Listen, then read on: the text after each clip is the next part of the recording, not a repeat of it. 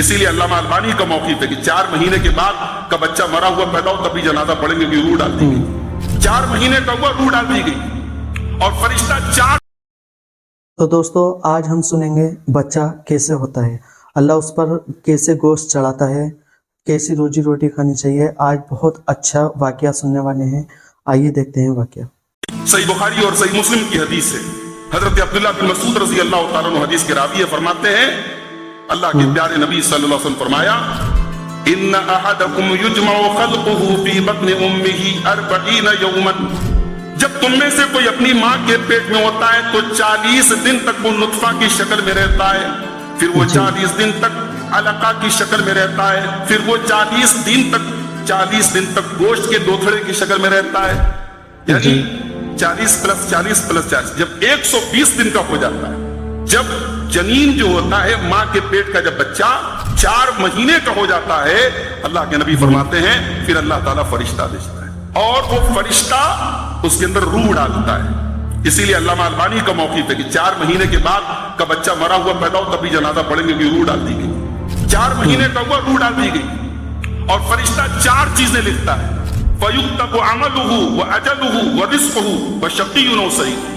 اس انسان کا عمل کیا ہوگا، اس بچے کا عمل کیا ہوگا، زندگی بھر کا عمل لکھ دیا جاتا ہے. اس کی عمر لکھ دی جاتی ہے، کتنی عمر پائے گا، اس کی روزی لکھ دی جاتی ہے اور وہ شقی ہوگا کہ سعید ہوگا، وہ بدبخت ہوگا کہ نیک بخت ہوگا، وہ جنت میں جائے گا کہ جہنم میں جائے گا، یہ بھی لکھ دیا جاتا ہے. یہ ماں کے پیٹ میں انسان ہے. تو روزی روٹی انسان کے مقدر میں لکھی جا چکی ہے اور جتنی روزی آپ کے مقدر میں لکھی ہے، ہمارے مقدر میں لکھی ہے، اسے ہم مس نہیں کر سکتے. وہ مل کے رہے اور جو ملنے والی نہیں ہے ہم پا نہیں سکتے. حضرت عبداللہ ابن عباس رضی اللہ تعالیٰ عنہ اللہ کے نبی کے ساتھ سواری کے اوپر سوار تھے. مستدرک الحاکم کی صحیح روایت ہے. اللہ کے نبی نے بہت ساری باتیں ان کو بتائی، اس میں ایک بات یہ بھی بتائی وَعْلَمْ أَنَّ مَا أَصَابَكَ لَمْ يَكُنْ لِيُخْطِئَكَ. اے عبداللہ ابن عباس، جو تجھے ملنے والا ہے وہ چوک نہیں سکتا اور جو نہیں ملنے والا ہے وہ مل نہیں سکتا.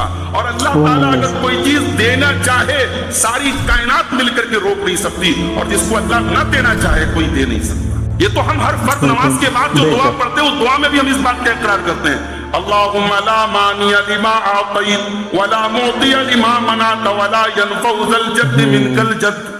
اے اللہ تو جس کو دے دے اسے کوئی روک نہیں سکتا اور تو جس کو روک دے اسے کوئی دے نہیں سکتا. تو مقدر میں روزی لکھی ہے میرے بھائی، ہمیں محنت کرنا ہے، ہمیں اسباب اختیار کرنا ہے اور یہ ایمان رکھنا ہے کہ ہمارے حصے کی جو روزی ہے وہ ہمیں ملے. قرآن کریم کے 12ویں پارے کی پہلی آیت ہے وَمَا مِن دَابَّةٍ فِي الْأَرْضِ إِلَّا عَلَى اللَّهِ رِزْقُهَا وَيَعْلَمُ مُسْتَقَرَّهَا وَمُسْتَوْدَعَهَا كُلٌّ فِي كِتَابٍ مُبِينٍ. زمین کے اوپر جتنے بھی چوپائے، جتنے جانور، جتنے انسان ہیں، سب کی روزی روٹی اللہ کے ذمے ہے اور اللہ جانتا ہے ہر انسان کا، ہر چوپائے کا مستقر کیا ہے، مستودع کیا ہے، وہ کہاں رہے گا اور مرنے کے بعد کہاں دفن کیا جائے گا. ہر انسان کا اللہ تعالیٰ مستقر بھی جانتا ہے، مستودع بھی جانتا ہے. ضروری نہیں کہ آپ غلہ کے رہنے والے تو غلہ ہی میں آپ مریں گے، بجٹیاں میں مریں گے، بنارس میں مریں گے. انسان سوچ نہیں سکتا. علامہ احسان الہی ظہیر کا انتقال لاہور میں بم دھماکے میں ہوا، لاہور کے بم دھماکے میں زخمی ہوئے. پھر سعودی حکومت نے ان کو بلایا علاج کے لیے، ریاض لے کے جایا گیا، وہاں ہاسپٹل میں انتقال ہوا. پھر وہاں سے ان کی لاش مدینہ پہنچی، مسجد نبوی میں جنازہ پڑھا گیا اور بقیع کے قبرستان میں دفن کیا. انسان نہیں جانتا کہ کہاں دفن کیا، اللہ جانتا ہے. اللہ مستقر بھی جانتا ہے، اللہ مستودع، اللہ کے سوا کوئی نہیں جانتا کون کہاں مرے گا اور کہاں دفن ہوگا، اللہ. تو روزی روٹی کا مالک میرے پیارے بھائیو اللہ تبارک. آج بنارس کے حالات، پورے ملک کے حالات روزی روٹی کے مسئلے کو لے کر کے بہت تشویشناک. میرے بھائیو، انسانی زندگی میں روزی روٹی کا مسئلہ بڑا اہم مسئلہ ہے. انسان کی روزی روٹی کا مسئلہ اگر صحیح نہ ہو اس کو عبادت میں بھی لطف نہیں آئے گا. بیوی جھگڑا کرے گی، بچے چین سے نہیں رہیں گے، گھر جہنم بن جائے گا، بھائی بھائی میں تکرار ہوگی، باپ بیٹے میں نہیں بنے گی. گویا کہ انسانی زندگی کا ایسا نظام اللہ تعالیٰ نے بنایا ہے کہ یہاں اگر روزی روٹی کا مسئلہ درست نہ ہو تو بہت سارے مسائل جنم لیں. اسی لیے ہماری شریعت نے روزی روٹی کے مسئلے کو بڑی اہمیت دی ہے. ہماری شریعت رہبانیت والی شریعت نہیں ہے کہ صاحب کوئی مسئلہ نہیں، پہاڑ پہ جا کے زندگی گزارو، ہماری شریعت کہتی ہے کام کرو، محنت کرو، روزی روٹی کماؤ، بیوی بچوں کا حق ادا کرو۔ قرآن مجید کو 29واں پارہ اٹھا اللہ فرماتا ہے وَالَّذِي جَعَلَ لَكُمُ الْأَرْضَ ذَلُولًا فَامْشُوا فِي مَنَاكِبِهَا وَكُلُوا مِن رِّزْقِهِ وَإِلَيْهِ النُّشُورُ۔ اللہ نے تمہارے لیے زمین کو پیدا کیا، زمین کو چلنے کے قابل بنایا، تو زمین میں چلو، محنت کرو، ایکٹیو بنو اور اللہ کے رزق میں سے کھاؤ۔ گویا ہماری شریعت روزی روٹی کے لیے محنت کرنے کی، سفر کرنے کی، تجارت کرنے کی ترغیب دے رہی ہے۔ ہماری شریعت میں جنگڑ چور لوگوں کی گنجائش نہیں ہے۔ کاہلی اور سستی کو شریعت میں ناپسند کیا گیا ہے۔ اللہ کے پیارے نبی دعا کرتے تھے تو پناہ مانگتے تھے اللہم انی اعوذ بک من الکسل، اے اللہ میں تیری پناہ چاہتا ہوں کاہلی سے۔ ہماری شریعت نے گداگری سے منع کیا ہے، بھیک مانگنے سے، ہاتھ پھیلانے سے کسی کے سامنے منع ہے۔ اگر کوئی آدمی ضرورت مند نہیں ہے اور دوسروں کے سامنے ہاتھ پھیلاتا ہے، اللہ کے پیارے نبی فرماتے ہیں، صحیح بخاری کی روایت ہے، لا یزال الرجل یسأل، انسان مانگتا رہے گا، مانگتا رہے گا، حتی یاتی یوم القیامہ ولیس فی وجہہ مزعۃ لحم، قیامت کے دن اس حال میں آئے گا اس کے چہرے پر گوشت نہیں ہوگا، چہرہ بے رونق ہو جائے گا، چہرے کی رونق ختم ہو جائے گی۔ اور آخرت تو چھوڑو، ہم دنیا میں بھی دیکھتے ہیں کہ جو طاقت کے باوجود اور حیثیت کے باوجود جا کر کے لوگوں سے مدد مانگتے اور بھیک مانگتے ہیں، اللہ تبارک و تعالیٰ ان کے چہروں کی رونق چھین لیتا ہے، ان کے چہروں کا نور چھین لیتا ہے، ان کی زندگی کا سکون چھین لیتا ہے۔ اسلام کا گداگری کا مطلب اللہ کے انبیاء نے محنت کی۔ حضرت داؤد علیہ السلام لوہے کا کام کرتے تھے، ہمارے پیارے نبی نے بکریاں چرائی ہیں، اور ہمارے پیارے نبی صلی اللہ علیہ وسلم نے یہاں تک فرمایا کہ ہر نبی نے بکری چرائی۔ تو اسلام روزی روٹی کی کے سلسلے میں بہت ہی سینسٹیو تھی، مگر یہاں دو باتیں نوٹ کر لیجیے۔ روزی روٹی ہمارے مقدر میں جتنی ہے، ہم اپنی ماں کے پیٹ میں تھے وہ لکھ دی گئی ہے، اس سے زیادہ نہیں پا سکتے، اس سے کم نہیں پا سکتے۔ پچھلے 4-5 مہینوں میں ہمارے اپنے علاقے میں، جس علاقے سے میں تعلق رکھتا ہوں، ہمارے علی پورہ کے علاقے میں ہزاروں کی تعداد میں نوجوان بنگلور اور سورت جا رہے ہیں، جہاں کوئی کاروبار نہیں، کوئی روزی روٹی نہیں۔ بلکہ بعض بھائیوں نے بتایا کہ مولانا یہ تو آپشن ہے کہ لوگ بنگلور جا رہے ہیں، سورت جا رہے ہیں۔ یہ آپشن نہ ہوتا تو نہ جانے کتنے لوگ خودکشی کرتے۔ انسان کا خط نہیں رکتا ہے، انسان 2 وقت کا جو کھانا کھاتا ہے وہ تو کھانا ہے، اس کے بچوں کو تو کھانا ہے۔ کاروبار ٹھپ ہے، روزی روٹی کے ذرائع بند ہیں، لوگ پریشان ہیں۔ اس کے اسباب کیا ہے؟ بھئی روزی روٹی کا مسئلہ اتنا مشکل مسئلہ ہے، اور آج حالات اتنے، ہمارا یہ کاروبار جس کاروبار میں لوگوں نے اتنی ترقی کی، آج اتنا مندی کا شکار کیوں ہے؟ اس پر 2 طریقے سے بحث ہو سکتی ہے۔ ایک دنیاوی اعتبار سے بحث ہو سکتی ہے کہ بھی حکومت کی پالیسی کا اس میں کیا رول ہے، پالیٹکس کا اس میں کیا رول ہے، اور سورت کے کاروبار نے بنارس کے کاروبار کا کیا حل کیا، وہ ایک دنیاوی بحث ہے۔ آج کی تقریر میں ہم شرعی اعتبار سے قرآن و سنت کی روشنی میں ہم یہ دیکھیں گے کہ وہ کون سے اسباب ہیں، وہ کون سی چیزیں ہیں جن کو اگر ہم اپنائیں تو ہماری روزی روٹی میں برکت آ سکے۔ قرآن کریم کا ہم مطالعہ کرتے ہیں، اللہ فرماتا ہے سورہ اعراف کے اندر، وَلَوْ أَنَّ أَهْلَ الْقُرَىٰ آمنوا واتقوا لفتحنا علیہم برکات من السماء والارض۔ اگر یہ بستی والے، یہ گاؤں والے، یہ شہر والے اگر یہ ایمان لے آتے اور متقی بن جاتے، اگر یہ اللہ سے ڈرنے والے بن جاتے، تقوی والے بن جاتے، تو آسمان سے برکتوں کے دروازے ہم کھول دیتے، زمین سے برکتوں کے دروازے ہم کھول دیتے۔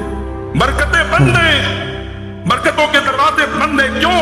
کیونکہ ہمارے اندر تقوی نہیں ہے۔ میرے ابھی آپ نے تربیت اولاد پر ایک تقریر سنی، آج ہماری اولاد، ہماری نوجوان نسلوں کا کیا حال ہے۔ آج مسلمان لڑکیاں آپ کے بنارس میں، برقع نشین لڑکیاں، برقع پوش لڑکیاں، ہمارے بہت سارے نوجوان تو باقاعدہ اس کام پہ لگے، وہ فوٹو اور ویڈیو لیتے رہتے ہیں، کہاں کون سی لڑکی کسی غیر مسلم کے ساتھ نظر آتی۔ یعنی یہ حالات ہیں، تب تو یہ فوٹو اور ویڈیو لیے جا رہے ہیں۔ یہ ہمارے شہر کے حالات ہیں، آپ کے بنارس کے۔ لڑکی گھر سے نقاب میں نکلی ہے، برقعے میں نکلی ہے، سر سے پیر تک نقاب میں نکلی ہے، اور کسی غیر مسلم کے ساتھ جو ہے وہ گل سر دے رہا ہے۔ اخلاقیات کا جنازہ نکل چکا، شرم و حیا کا جنازہ نکل چکا۔ سنڈے کا دن ہے، آپ چلے جائیں دنیا پارک میں، آپ چلے جائیں نمو گھاٹ پہ، آپ چلے جائیں تمام تفریح گاہوں میں، غیر مسلم کم ملیں گے، مسلمان خواتین آپ کو زیادہ ملیں گی۔ ہاں ہو رہی ہے، چہرہ کھلا ہوا ہے، بے نقاب ہے اور بے پردہ ہے، گھوم رہی ہیں، اور گھر والوں کو نہ باپ کو کوئی اعتراض ہے، نہ بھائی کو کوئی اعتراض ہے، نہ شوہر کو کوئی اعتراض ہے۔ میرے بھائیوں، اگر کسی قوم کی عورتیں بے غیرت ہوتی ہیں، کسی قوم کی عورتیں بے حیا ہوتی ہیں، وہ بعد میں ہوتی ہے، پہلے اس قوم کے مرد بے غیرت ہوتے ہیں، مردوں کی بے غیرتی سے عورتوں کی بے حیائی شروع ہوتی ہے۔ اس قوم کے مردوں کی غیرت ختم ہوتی چلی جا رہی ہے۔ اللہ قرآن میں کہہ رہا ہے تقویٰ پیدا کر دو، ہم برکتوں کے دروازے کھول دیں گے۔ سورۃ طلاق میں اللہ نے فرمایا وَمَن يَتَّقِ اللَّهَ يَجْعَل لَّهُ مَخْرَجًا وَيَرْزُقْهُ مِنْ حَيْثُ لَا يَحْتَسِبُ، جو اللہ سے ڈرے گا، جو اللہ کا تقویٰ اختیار کرے گا، ہم اس کے لیے ضرور کوئی نہ کوئی راستہ نکال دیں گے اور وہاں سے روزی دیں گے، وہ سوچ بھی نہیں سکتا۔ یہ تقویٰ کیا ہے؟ تقویٰ کی بہت ساری تعریفات کی ہیں علماء نے، صحابہ نے، سلف نے۔ ایک تعریف میرے ذہن میں آتی ہے، حضرت علی رضی اللہ تعالیٰ عنہ نے بڑی پیاری تعریف کی ہے، بڑی اچھی ڈیفینیشن کی ہے تقویٰ۔ کہتے ہیں تقویٰ 4 چیزوں کا نام ہے۔ تقویٰ 4 چیزوں کا نام ہے: الخوف من الجلیل والعمل بالتنزیل والرضا بالقلیل والاستعداد لیوم الرحیل۔ حضرت علی کہتے ہیں تقویٰ نام ہے اللہ سے ڈرنے کا اور شریعت پر عمل کرنے کا، اب تھوڑے پر راضی ہو جانے کا، جتنا اللہ دے اس پر راضی ہو جانے کا، اور قیامت کے دن کی تیاری کرنے کا۔ یہ 4 چیزوں کا نام تقویٰ۔ تقویٰ پیدا کر لو میرے بھائیوں، اللہ کا وعدہ ہے آسمان سے برکتوں کے دروازے۔ دوسری چیز، رزق میں برکت چاہیے، نماز کی پابندی کرو میرے پیارے سے۔ آپ کے گھر میں نماز کا ماحول نہیں ہے، اس مندی کے دور میں، اس پریشانی کے دور میں بھی اگر آپ کی مسجدیں نمازیوں کے لیے ترس رہی ہیں تو یہ شرم کی بات ہے۔ کبھی آپ غور کیجئے گا، قرآن میں جہاں بھی نماز کا ذکر آیا ہے اس کے آگے پیچھے اللہ تعالیٰ نے وَمِمَّا رَزَقْنَاهُمْ يُنْفِقُونَ کا ذکر، کبھی غور کیجئے گا۔ قرآن کا پہلا پارہ ہم شروع کرتے ہیں، الف لام میم ذالک الکتاب لا ریب فیہ ھدی للمتقین الذین یؤمنون بالغیب ویقیمون الصلاۃ ومما رزقناہم ینفقون۔ میرے متقی بندے کون ہیں؟ جو نماز قائم کرتے ہیں اور ہمارے دیے ہوئے رزق میں سے خرچ کرتے ہیں۔ گویا کہ نماز قائم کرو گے تو اللہ کا رزق اترے گا، اللہ کی روزی اترے گی۔ فجر کی نماز جمعہ کے دن آپ پڑھتے ہیں مسجد میں، فجر کی نماز میں امام صاحب سورہ سجدہ پڑھتے ہیں۔ سورہ سجدہ میں یہ آیت بھی آپ پڑھتے ہوں گے، سنتے ہوں گے، تتجافى جنوبهم عن المضاجع يدعون ربهم خوفا وطمعا۔ میرے متقی بندے وہ ہیں، میرے نیک بندے وہ ہیں جن کے پہلو ان کے بستروں سے الگ ہوتے ہیں، جو راتوں میں اٹھ کر کے تہجد کی نماز پڑھتے ہیں، جو قیام اللیل کرتے ہیں، وَمِمَّا رَزَقْنَاهُمْ يُنْفِقُونَ، اور ہم نے جو روزی دی اس میں سے وہ خرچ کرتے ہیں۔ یہاں بھی تہجد کے بعد اللہ کہہ رہا ہے ہماری روزی میں سے خرچ کریں۔ خرچ کون کرے گا؟ جس کے پاس ہوگا۔ گویا نماز کا روزی روٹی سے بڑا گہرا تعلق۔ اسی لیے اللہ سورہ طٰہٰ میں کہتا ہے وَأَمُرْ أَهْلَكَ بِالصَّلَاةِ وَاسْتَبِرْ عَلَيْهَا، اے نبی اپنے گھر والوں کو بھی نماز کا حکم دو اور خود بھی نماز کی پابندی کرو۔ لَا نَسْأَلُكَ رِزْقًا نَحْنُ نَرْزُقُكَ وَالْعَاقِبَةُ لِلتَّقْوَىٰ، ہم تم سے روزی نہیں مانگتے، ہم تو خود تم کو روزی دیتے ہیں۔ نماز کی پابندی سے روزی کی ضمانت ہے میرے بھائی۔ آپ نماز کی لاپرواہی کر کے اپنی روزی روٹی میں بے برکتی پیدا کر رہے ہیں۔ یہ روزی روٹی کی جو برکت چھینی ہے، یہ اس کی بہت بڑی وجہ ہے کہ آج نماز کی پابندی۔ رات پر پاور لوم چلانے والے فجر کی نماز نہیں پڑھتے۔ ایک دور تھا ہمارے بنارس میں، جب کرکے کا دور تھا، پاور لوم نہیں تھے، لوگ دن میں کام کرتے تھے لیکن نمازوں کی پابندی کرتے تھے۔ وہ سکون کی روزی تھی۔ یہ تو رات بھر ہو رہا ہے، راتوں میں بیٹھ کر کے چائے پی رہے ہیں، گپ شپ کر رہے ہیں، رات کی ڈیوٹی چلا رہے ہیں اور صبح فجر کی نماز نہیں۔ نماز کی پابندی میرے بھائیوں۔ اور آگے بڑھی تیسری چیز، روزی میں اگر برکت چاہیے تو صدقہ خیرات کیا۔ ما نقصت صدقۃ من مال، اللہ کے نبی فرماتے ہیں صدقہ کرنے سے مال کم نہیں ہوتا۔ اللہ کے نبی فرماتے ہیں کہ ہر صبح 2 فرشتے اترتے ہیں۔ انسان جب صبح سویرے اٹھتا ہے 2 فرشتے ہر انسان کے ساتھ ہوتے ہیں، ایک دعا کرتا ہے، ایک بد دعا کرتا ہے۔ ایک کہتا ہے اللہم آت منفقا خلفا، اللہم آت منفقا خلفا، اے اللہ جو خرچ کر رہا ہے تیری راہ میں تو اس کو اور دے دے۔ دوسرا کہتا ہے اللہم آت ممسکا تلفا، اے اللہ جو تیری راہ میں نہیں دے رہا ہے، جو بخیلی کر رہا ہے، جو کنجوسی کر رہا ہے، جس کے پاس ہے اور پھر بھی وہ نہیں دے رہا ہے، اے اللہ اس کے مال کو تو برباد کر دے۔ ایک دعا کر رہا ہے، ایک بد دعا کر رہا ہے۔ اور صدقہ کی بات آئی ہے تو ایک بات کہنا چاہتا ہوں، ہمارے بنارس میں ساڑی کا کام کرنے والے جو مزدور ہوتے ہیں ان کو کاریگر بولتے ہیں، اور جو سیٹھ جی ہوتے ہیں ان کو گرستہ بولتے ہیں۔ یہ جو گرستہ اور کاریگر کا جو تعلق ہے نا، یہ تعلق بھی اب ہمارے یہاں دھیرے دھیرے بڑا خود غرضی والا ہوتا چلا. ایک دور تھا اس کاریگر کے یہاں اگر کوئی بیماری آ جاتی تھی, کوئی پریشانی آ جاتی تھی, لڑکی کی شادی ہوتی تھی, وہ جو گرستہ ہوتا تھا وہ آگے بڑھ کر کے مدد کرتا تھا, اس کی مدد کرتا تھا, اس کو اس کی مزدوری ایڈوانس دے دیتا تھا, قرض دے دیتا تھا, مدد کر دیتا تھا, صدقہ خیرات دے دیتا کہ بھائی یہ میرا کاریگر ہے, اس ضرورت مند ہے اور میری روزی روٹی سے جڑی ہے. سوچئے کہ میں ترقی کر رہا ہوں, اس میں اس کاریگر کا بھی بہت بڑا رول ہے. آج حالات کیا ہے؟ آج حالات یہ ہیں, ہمارے بنارس شہر کے, ہمارے علاقوں کے حالات یہ ہیں کہ اس کاریگر کے گھر پہ اگر کوئی مجبوری آ جائے اور وہ جا کر کے اپنے گرستہ کے سامنے رونا رو دے, بہت ہی دھتکار کر کے اور بڑا ذلت آمیز اور بڑا تحقیر آمیز جواب دیا جاتا ہے, اور ایسا پاور کیا جاتا ہے اور ایسا احساس دلایا جاتا ہے کہ سامنے بیٹھا ہوا اس کا غلام ہے اور یہ آقا بنا بیٹھا ہے. میرے بھائیوں, وقت بڑا ظالم ہوتا ہے, وقت کا پہیہ کب گھوم جائے نہیں معلوم. کل کے گرستے آج کے مزدور بنے بیٹھے ہیں, کل کے بادشاہ آج سڑکوں پہ بھیک مانگ رہے ہیں. انسان کو کبھی اپنی حیثیت اور اپنی طاقت اور اپنی دولت پہ غرور نہیں کرنا چاہیے. بڑی خود غرضی کا دور ہے. وہ مزدور جس کی مزدوری دینے میں اس گرستہ کے پاس ہزاروں بہانے, اس کے شوق, اس کی بیوی کی شاپنگ, اس کے گھر کے کروڑوں کے خرچے نہیں روک رہے ہیں, مگر اس مزدور کی مزدوری دینے میں اس کے پاس 100 بہانے ہیں. اور اگر کہیں سے بھنک لگ جائے کہ وہ غریب مزدور اپنا مکان بیچ رہا ہے تو یہ حاجی صاحب اکیلے میں اس کو بلائیں گے, دیکھ کسی اور سے بات مت کرنا, میں تیرا گھر کر. یہی سماج کی میں حقیقت آپ کو بتا رہا ہوں. یہ اسی طریقے سے یہ ہمارا کاروبار مندی کا شکار نہیں ہوا ہے, یہ اسباب ہیں. وہ دور چلا گیا جب لوگ صدقہ اور خیرات نکالتے تھے, مدد کرتے تھے تو اپنے قریبی لوگوں کو ترجیح دیتے تھے اور اپنے یہاں کام کرنے والے مزدوروں اور نوکروں کو ترجیح دیتے تھے. آج بڑے غنی ہیں, بڑے داتا ہیں اور حاتم طائی کی قبر پہ لات مارنے والے ہیں, مگر اپنے مزدوروں کے لیے بڑے ظالم بنے بیٹھے ہیں. اور ہم نے دیکھا تھا لاک ڈاؤن کے پیریڈ میں کہ مدارس میں پڑھانے والے ٹیچر جو پرائیویٹ ٹیچرز تھے, بڑی محدود تنخواہوں پہ پڑھاتے تھے اور اسی تنخواہ پر ان کا گھر چلتا تھا, ان کے پریوار کے خرچے چلتے تھے. جب لاک ڈاؤن کا پیریڈ آیا اور سارے راستے ان مدرسین کے لیے بند ہو گئے, ان مدارس نے جہاں 20-20 سال ان اساتذہ نے اپنی زندگیوں کو قربان کیا, ہمارے سامنے وہ مثالیں بھی آئی ہیں کہ ان اساتذہ کی تنخواہیں کاٹ دی گئی, ان کو تنخواہیں نہیں دی گئی کہ صاحب ہمارے پاس فنڈ نہیں ہے. میرے بھائیوں, یہ خود غرضی اور یہ مطلب پرستی بھی آج ہمارے مال میں برکت کو ختم کر رہی ہے. میرے پیارے ساتھیوں, اللہ نے آپ کو جتنا بھی مال دیا ہے, مزاج یہ بنائیے کہ ہم صدقہ خیرات بھی کریں گے. صدقہ زکات تو دیتے ہی ہے, 2.5% زکات تو صاحب حیثیت کو دینا ہی لینا ہے. آپ کو اللہ نے جو بھی مال دیا ہے, کوئی ضرورت مند نظر آ گیا, کوئی دوا علاج کا مسئلہ آ گیا, کسی غریب کی شادی کا مسئلہ, کہیں کوئی مسئلہ آ گیا, آپ اپنی حیثیت کے مطابق ضرور صدقہ خیرات کیا کریں. اللہ کے پیارے نبی فرماتے ہیں صدقہ کرنے سے مال کم نہیں ہوتا ہے. اور آگے بڑھیے, رزق میں برکت کی ایک اور چیز ہے صلہ رحمی کرنا. اپنے رشتہ داروں کے ساتھ آپ بھلائی کریں, ان کے سکھ دکھ میں کام آئیں.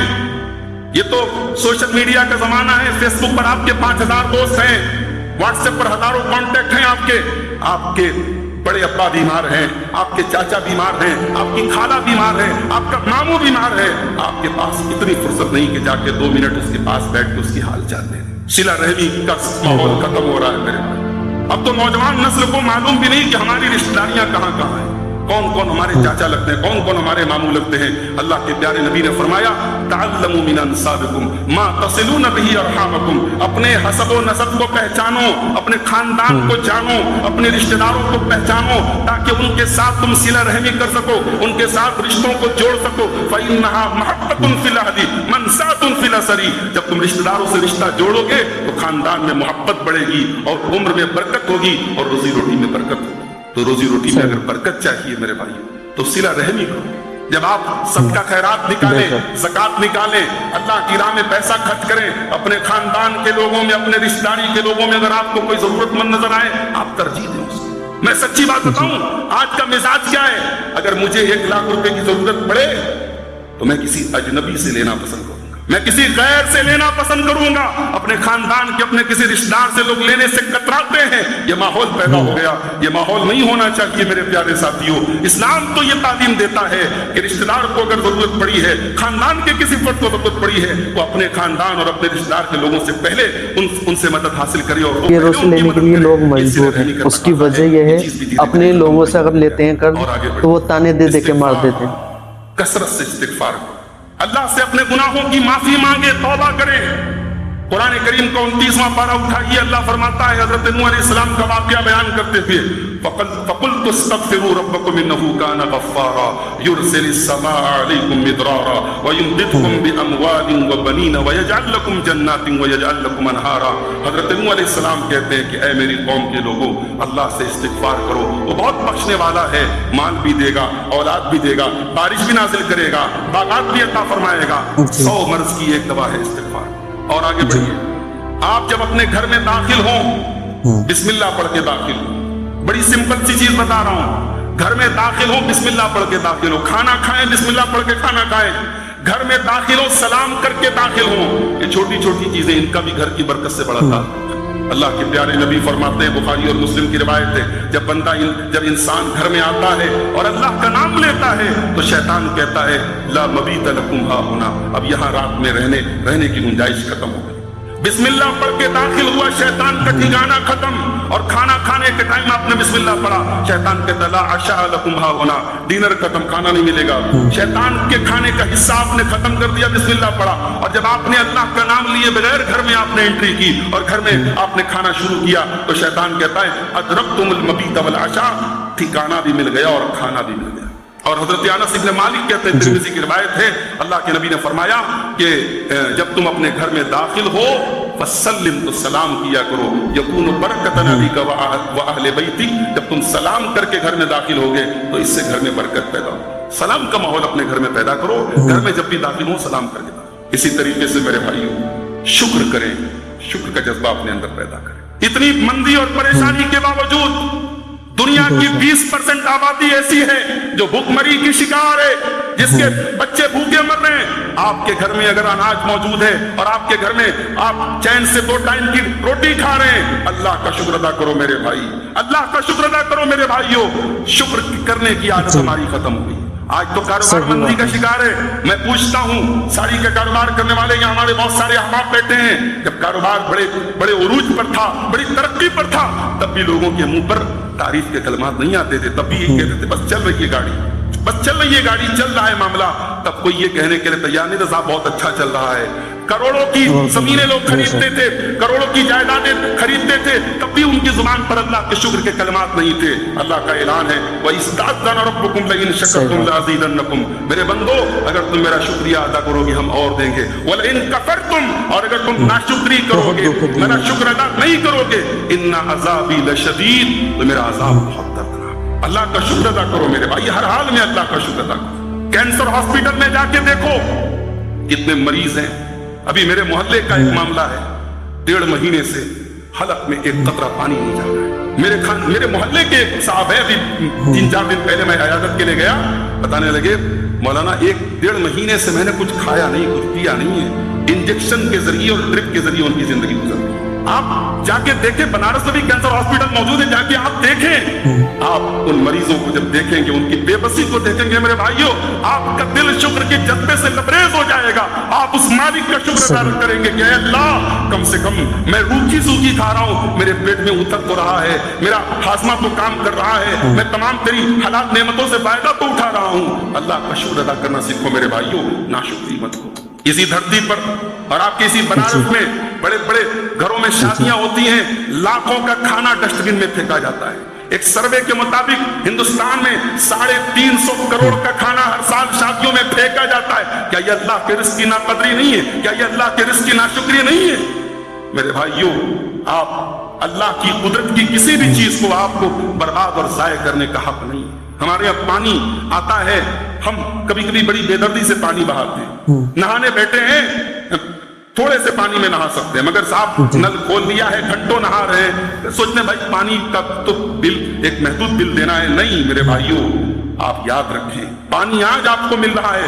آج اسی ہندوستان کے بہت سارے علاقے ہیں جہاں لوگ پانی کو ترستے ہیں. راجستھان میں مکرانا میں گیا, وہاں دیکھا کہ لیٹرین میں باتھ روم میں بہت تھوڑے پانی میں لوگ طہارت حاصل کرتے ہیں. پانی کی بڑی قلت ہے. اور آگے جس طریقے کی دنیا کا جو ماحول ہے اور جو ماحول پیدا ہو رہا ہے, سائنسدانوں کا کہنا ہے کہ پانی کی بڑی زبردست قلت ہونے والی ہے. اس سے پانی کو بچانے کا سیو واٹر سیو لائف کہا جاتا ہے. پانی بچاؤ تو زندگی بچے گی. تو میرے بھائیوں, جو قدرتی وسائل ہیں ان کا بھی آپ بے دردی سے استعمال نہ کریں, اللہ کی نعمتوں کا شکر ادا کریں. اور آگے بڑھیں. ایک اور چیز ہے جس سے ہمارے رزق میں برکت آ سکتی ہے, اور وہ چیز یہ ہے کہ ہم میانہ روی اختیار کریں. کہتے ہیں نا کہ جتنی بڑی چادر اتنا پیر پھیلا ہے.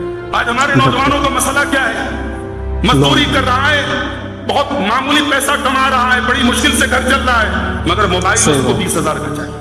ایک زمانہ تھا لوگ ڈرتے تھے لون پر فائننس پر کوئی چیز لینے سے. آج ہر گھر میں موبائل لیا جا رہا ہے. آج اگر آپ کسی مفتی سے پوچھیں وہ پریشان ہو جائے گا. ہر تیسرا آدمی آج لون اور فائننس کی لعنت میں گرفتار ہے.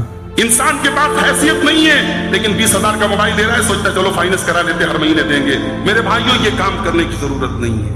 یہ میانہ روی کے خلاف ہے. آپ کی جتنی حیثیت ہو اپنی حیثیت سے بڑھ کے آپ کام نہ کریں. اللہ قرآن میں کہتا ہے وَلَا تَجْعَلْ يَدَكَ مَغْلُولَةً إِلَىٰ عُنُقِكَ وَلَا تَبْسُطْهَا كُلَّ الْبَسْطِ فَتَقْعُدَ مَلُومًا مَحْسُورًا. اے میرے بندے, اپنے ہاتھوں کو اپنی گردن سے باندھ کے نہ رکھ. اتنا کنجوس مت بن کہ تو پریشان ہو جائے, اور اپنے ہاتھوں کو پوری طریقے سے پھیلا بھی مت دے. اتنا زیادہ کشادہ نہ کر دے کہ تجھے ذلیل ہو کر کے گھر میں بیٹھنا پڑے. یعنی ہمارا کام درمیانہ ہونا چاہیے, اپنے حالات کے حساب سے کام ہونا چاہیے. آج شادیاں ہوتی ہیں, مڈل کلاس کا آدمی, غریب پریوار جو بڑی مشکل سے گھر چلا رہا ہے, سماج کو دکھانے کے لیے کہ سماج میں ہمارا اسٹیٹس برقرار رہے, ہزاروں لوگوں کی دعوت کر رہا ہے. باراتیوں کو 300 باراتیوں کو بلا کر کے کھلا رہا ہے. یہ کیا ہے میرے بھائیوں؟ یہ جھوٹی ناک اور جھوٹی شان کے لیے لوگ زمینیں بیچ رہے ہیں, بینکوں سے لون لے کر کے لوگ شادیاں کر رہے ہیں. یہ رزق میں بے برکتی کا بہت بڑا سبب ہے. میرے عزیزوں, میرے بھائیوں, میرے بزرگوں, اپنے گھر کے حالات کو دیکھ کر کے آپ سامان خریدیں, اور اپنے گھر کے حالات کو دیکھ کر کے آپ چیزوں کو خریدیں. میانہ روی اختیار کریں, اپنی حیثیت سے بڑھ کر کے ایسا کوئی کام نہ کریں کہ بعد میں آپ کو پچھتانا پڑے. اور آخری چیز یہ ہے میرے بھائیوں کہ صبح کا وقت جو ہوتا ہے یہ وقت بڑی برکت والا وقت ہوتا ہے. اللہ کے نبی نے اس وقت کے لیے دعا کی, اللہم بارک لامتی فی بکورہا, اے اللہ میری امت کے صبح کے وقت میں برکت. ہمارے یہاں لائف سٹائل چینج ہو گیا. رات میں عام طور سے 12-1 بجے تو لوگ سوتے ہیں, کم سے کم جب 1 بجے رات میں آدمی سو رہا ہے تو صبح 9 بجے 10 بجے اٹھ کر کے برش کر رہا ہے. گدیوں پر لوگ کب آتے ہیں؟ 11 بجے آتے ہیں. حاجی صاحب کب آئیں گے؟ 11 بجے آئیں گے. یہ ہمارے بنارس کا جو ہم نے ماحول بنا کے رکھا یہ غلط ہے میرے بھائی. ٹھیک ہے, اب جو ماحول بن گیا, اب ظاہر ہے کہ جو گدی 11 بجے کھلتی ہے وہ صبح فجر کے بعد تو نہیں کھلے گی, مگر آپ کوشش کریں فجر کے بعد آپ اٹھ کر کے اس مبارک وقت کا فائدہ اٹھائیں. کچھ نہیں تو بیٹھ کر کے کچھ حساب کتاب ہی کر لیں. ہمارے طلبہ بیٹھے مدرسے کے, میں اپنا پرسنل ایکسپیرینس بتا رہا ہوں. ہمارے بعض ساتھی بھی جامعہ سلفیہ کے بیٹھے ہوئے ہیں. ہم لوگ جب سلفیہ میں پڑھتے تھے, امتحان کے دوران جب ہم لوگ جامعہ میں رہتے تھے, رات میں کوئی چیز ہم لوگ یاد کرتے تھے, اور پھر اس کے بعد فجر کے ٹائم اٹھ کر کے جب اس کا اعادہ کر لیتے تھے, اس کو ایک بار ریویژن کر لیتے تھے, وہ پکی ہو جاتی تھی. پھر امتحان میں قلم جو ہے بڑی روانی کے ساتھ چلتا تھا. فجر کے ٹائم کے, فجر کے بعد کا جو وقت ہوتا ہے بڑا برکت والا وقت ہوتا ہے. حفاظ کرام کہتے, قرآن یاد کرنے والے لوگ کہتے ہیں کہ صبح کے وقت جب قرآن یاد کرو بڑی تیزی سے قرآن یاد ہوتا ہے اور بڑا دیر پا ہوتا ہے. یہ وہ وقت ہے میرے بھائی.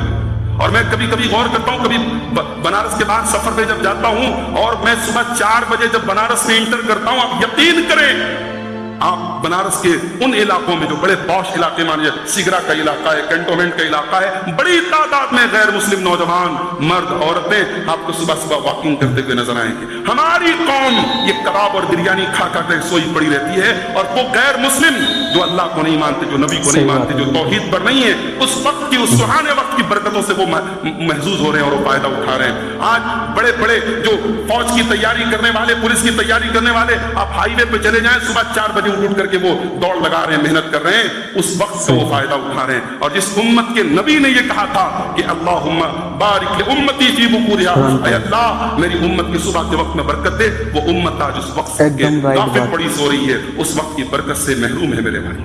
تو ٹھیک ہے, دکان آپ کی 9 بجے کھلتی, کوئی مسئلہ نہیں, صبح آپ اٹھ کر کے کچھ نہیں تو بیٹھ کے قرآن پڑھ لو بھائی. کچھ گھر کے سودا سلف لا سکتے ہو, کچھ گھر کے کام, اس ٹائم کو ویسٹ مت کرو, اس ٹائم اٹھ کر کے اس کی برکت کا فائدہ اٹھا. حضرت صخر الغامدی ایک صحابی تھے, یہ کہتے ہیں کہ جب میں نے اللہ کے نبی سے سنا, اللہ کے نبی نے جب یہ دعا کی اللہم بارک لامتی فی بکورہا, جب میں نے یہ اس دعا کو سنا تو یہ کہتے ہیں کہ جب میں بزنس کرتا تھا, تجارت کرتا تھا, تو اپنے غلاموں کو میں صبح سویرے بھیجتا تھا, فجر کے بعد اپنے نوکروں کو بھیج دیتا تھا مال دے کر کے. اللہ نے اتنی برکت دی کہ مال رکھنے کی جگہ نہیں تھی ان کے پاس, پیسہ رکھنے کی جگہ, اتنی برکتوں سے اللہ نے, یہ ترمذی کی صحیح روایت ہے, اللہ نے اتنی برکت دی تھی. تو برکتوں کے دروازے میرے بھائیو اللہ نے ہمارے لیے کھول کے رکھے ہیں, اور ہم اپنے آپ کو اس سے محروم کریں. بے شک. تو یہ چند باتیں ہیں جو رزق میں برکت کے جو اسباب ہیں, اور جو رزق کی کنجیاں ہیں, ان پر عمل کر کے ہم اپنی روزی روٹی میں ہم برکتوں کو حاصل کر سکتے ہیں. اور آخر میں یہی کہوں گا میرے بھائی کہ رزق کا مالک اللہ تبارک و تعالیٰ, وہ خیر الرازقین ہے, وہ رزاق ہے. اس کا وعدہ ہے کہ اگر مجھ سے مانگو گے تو میں دوں گا. اس مندی کے دور میں, اس پریشانی کے دور میں ہم اپنی محنت تو کر ہی رہے ہیں, اپنی جستجو تو کر ہی رہے ہیں, ہر آدمی ہاتھ پیر مار ہی رہا ہے. اس اللہ سے بھی لو لگاؤ, اس کے آگے بھی ہاتھ پھیلاؤ, اس کی بارگاہ میں گڑ گڑاؤ. ایک بڑی جامع دعا حضرت علی کہتے ہیں کہ اللہ کے نبی نے مجھے سکھائی تھی, اللہم اکفنی بحلالک عن حرامک واغننی بفضلک عمن سواک. اے اللہ اپنے حلال کے ذریعے میرے لیے کافی ہو جا, اتنا حلال دے دے کہ مجھے حرام کی ضرورت نہ پڑے. اے اللہ تو اپنے فضل و کرم سے مجھے اتنا دے دے کہ تیرے سوا کسی اور کے در پہ جانا نہ پڑے. یہ بڑی جامع دعا ہے, اس کو آپ یاد کر لیں, اور اپنے الفاظ میں بھی آپ اللہ سے دعائیں کرتے رہیں. اللہ سے دعا ہے رب العالمین ہماری روزی روٹی میں برکت عطا فرمائے. اللہ ہمارے جو بھی مسائل ہیں, پریشانیاں ہیں, اللہ ان کو. تو دوستو آپ لوگوں کو کیسی لگی یہ ویڈیو, ملتے ہیں آپ سے اگلی ویڈیو میں. اللہ حافظ. رب العالمین ہمیں